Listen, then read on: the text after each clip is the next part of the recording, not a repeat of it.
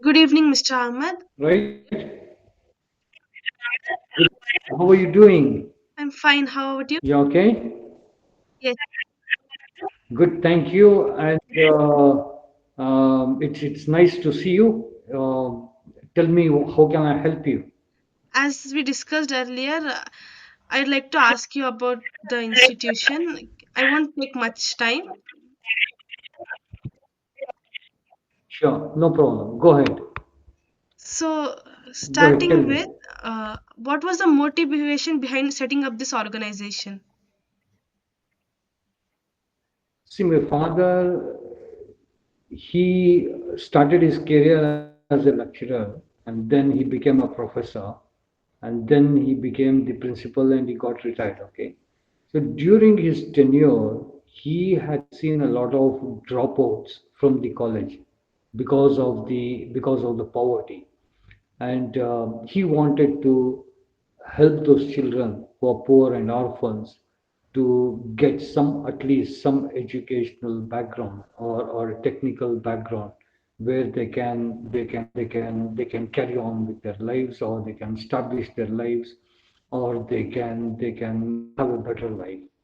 So that was basically the motivation which took my father, um, or my father had it, and then obviously he worked hard on it to establish on the complete, what do you call, institute, including the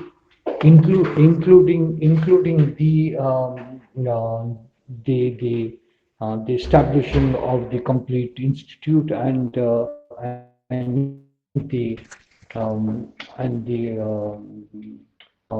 the education as well, the complete system. He basically he started the institute for the technical services, and then later on he started the school from nursery, and then took a lot of time, almost 10 years, to get on to the more than 10 years to get on to the 10th standard, and increase the branches, and then that was basically the motivation. And what was the first question you asked me? The motivation and The initial phase of an establishment of the organization. establishment was very difficult. It is not easy. The first is the finance has to be arranged, and the second, you need to have a proper place to run an institution or to establish an institution. I So agree. it was a challenge. Yeah, it was a challenge, and it was very tough going through this phase, especially getting the government approvals, because government approvals takes a long time, and it's not easy to get the government, basically the government approval. So Yes. that was the toughest part, to obtain the government approvals and certificates, everything, or probably the government. You can call it as the government approvals now, basically, obviously.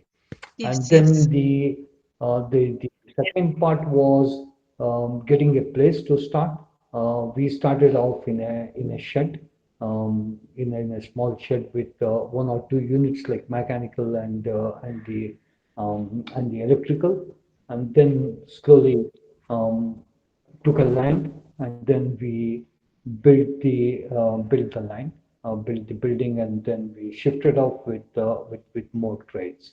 So that was basically the basic problems we had, that incurred during the initial phase um, of the what do you call, of the institution, basically. Yeah. So, how did you convince your fellow colleagues and others to participate in this thing, organization? It's difficult it's very difficult to convince colleagues. Now this is an era where It is. I'm not saying this is an era. It is. It is. It is very tough. See, it is basically it is human nature, all right? And obviously, everybody has their own commitments. Everybody has their own time. Everybody has their own schedules. Everybody has their own responsibilities. So it's not easy to bring in everybody on the board to work at the same what you call motivation and level, because everybody obviously will be busy in their works. And the first person was a doctor, um, and he was a very close friend of my father. So they both started, and then there was the very famous factory called SD, where they used to manufacture the SD motorbikes, or the Road Kings and the Bullets. So that particular company's managing director, F.K. Irani, was also the founding member. So that motivated the other members to join in, because that was the biggest factory in Mysore at that particular time, at that particular era, where uh, where I think probably thousands of people, probably say 1,000, 2,000 people used to work, or probably more than, I don't remember the number, probably 500 to 1,000 people used to work. So that was one of the biggest factories manufacturing the SD motorbikes. So that was so he came in to join as the member, and then the other members saw that, okay, such a big guy, or such a what you call rich guy, or such a director of a company has joined. So obviously the others got motivated and came in, and then they saw the cause, and um, the um, they saw the cause, and they saw the development, basically, that was running in the institution very successfully. So the other members came and joined it. That was how it was convincing for everyone, because of the two very busy members that joined in. But it was basically it was not easy to convince them. It took a bit of time, and then obviously um, um, had to tell them that, okay, this is for a cause, and obviously they agreed on it. Could you tell about the establishment year and the achievements since then? See, as I told you, the institute got started in I think probably in the 80s. Um, 70 after 75 to 80, the institute got started, all right. And when it got started, then obviously we had only one trade, that was mechanical and electrical. And later on, and later on, we increased it to the other trades like draftsman. And then obviously, as I told you, we started off in a shed, and once a couple of years later, father bought land on his own money. Not anybody from the members. He took one single rupee from any of the members. He did not take to buy the land. He bought the land from his own money, and then obviously, then it was a very big land that was allotted for the institute, for a good cause, basically. And it took a lot of time to build the building. And then once the building is built of 2 floors, with a lot of rooms for different trades, plus the administration office, and the labs and all this stuff. Then we moved into the new building with more what you call trades, like electrical was there, mechanical was there, draftsman we started off in the shed as well. And then the computer science, and then the other trades um, like the jointing, the carpentry, or the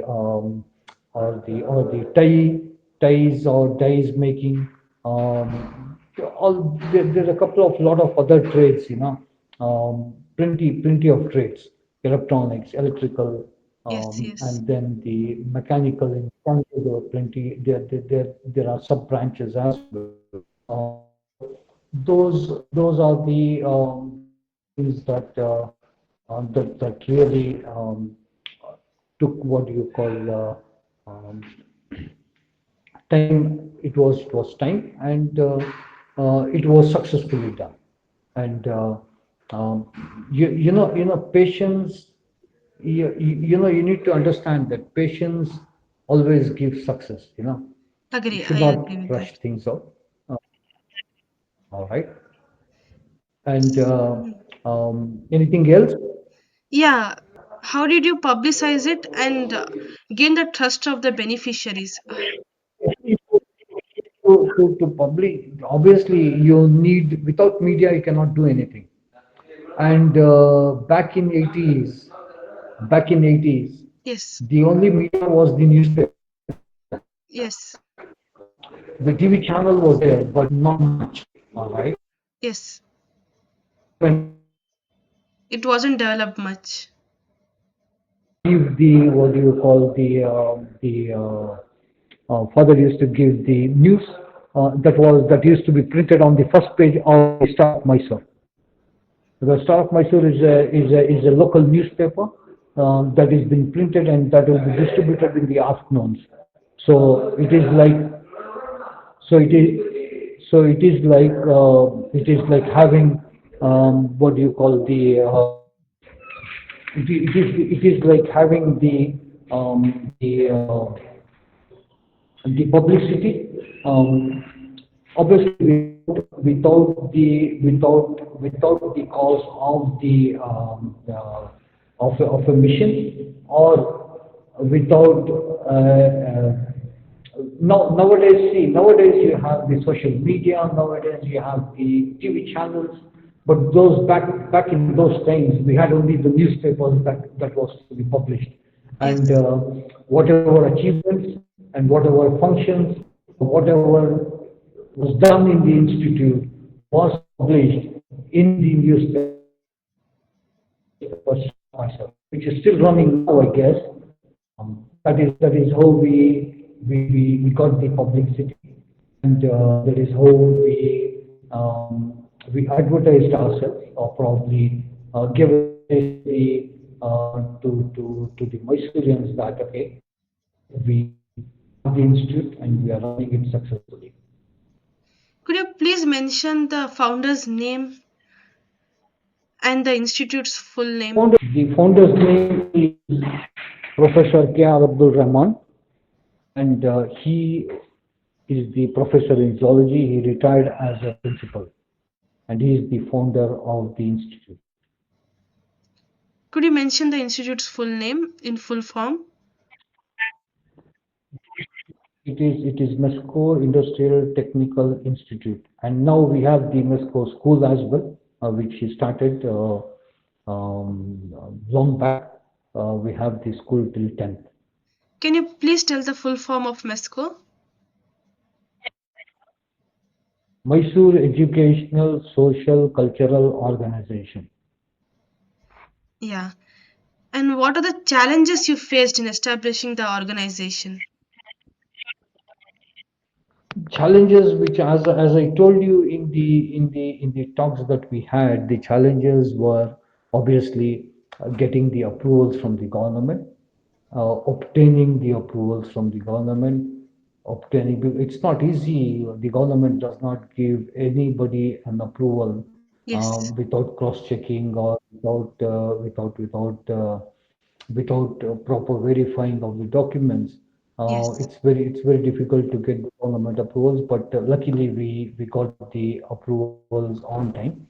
And the challenges was the obviously for any business to run, the challenge is basically the finance. So obviously we had a lot of struggle on that, and then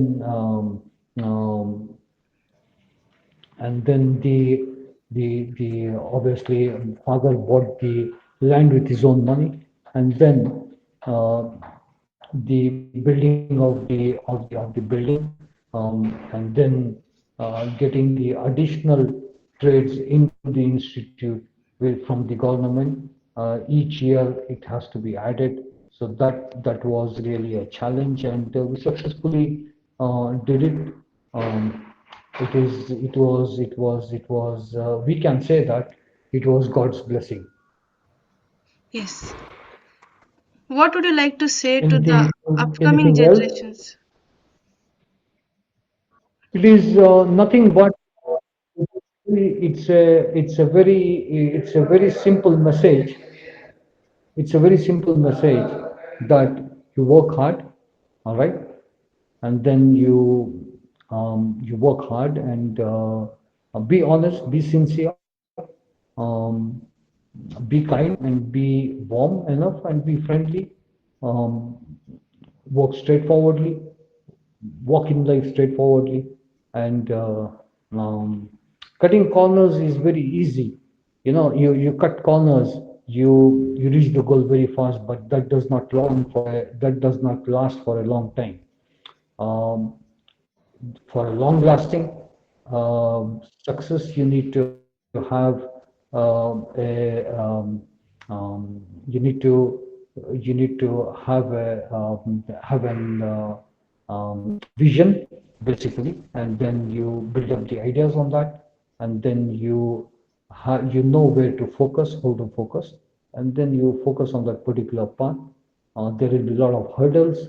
There will be a lot of what do you call problems, or you'll face a lot of problems and hurdles.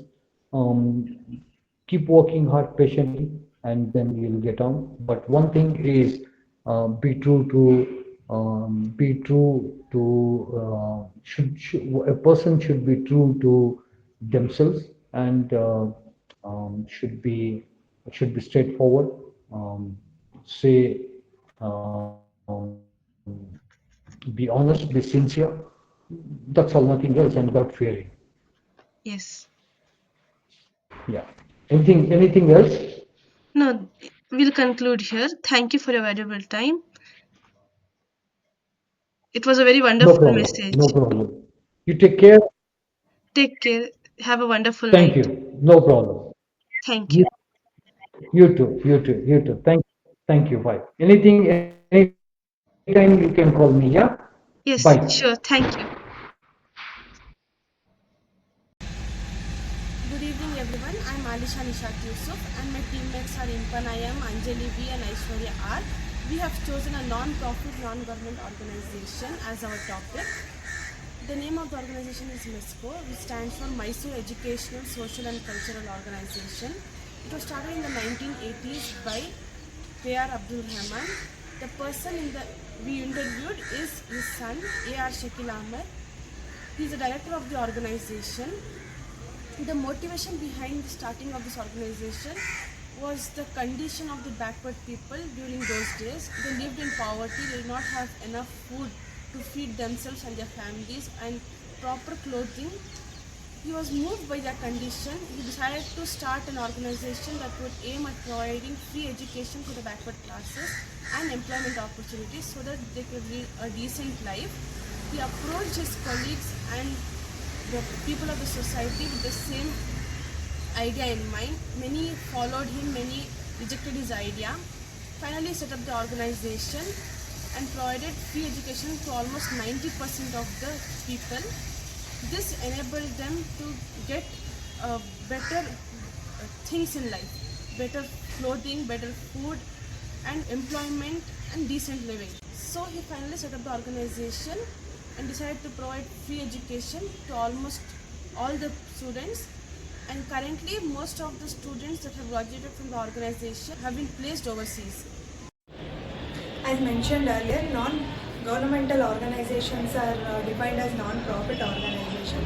Non-profit organizations are nothing but it is an entity that serves to provide like social services and educational and other valuable commitments, and it doesn't focus on any profit and etc. It mainly focused on national development. It reduces unemployment, then poverty, such kinds of things. It also helps to grow sustainable development and things. It provides more donations, educational needs, and for poor needy people, and it helps to poor people and also other needy people and so on. For example, libraries, hospitals, schools, and Red Cross. Right? It improves fundamental child and women development, and it helps to build a strong fundamental rights. As we mentioned earlier, here are the 8 steps to set up a non-profitable organization. Step 1 is to decide the mission of the organization. It will take around 1 to 2 weeks. Identifying the purpose and the goal of the organization, and developing the mission statement of the organization. Step 2 is to choose our business status. That is, it will take around 3 to 4 weeks. If we decide on the non-profitable organization, for example, charity and foundation.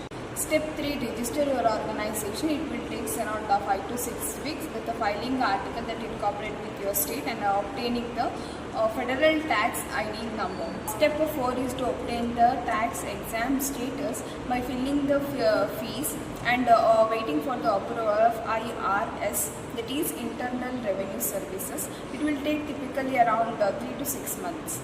Step 5 is to establish a governance. It will take around 17 to 20 weeks.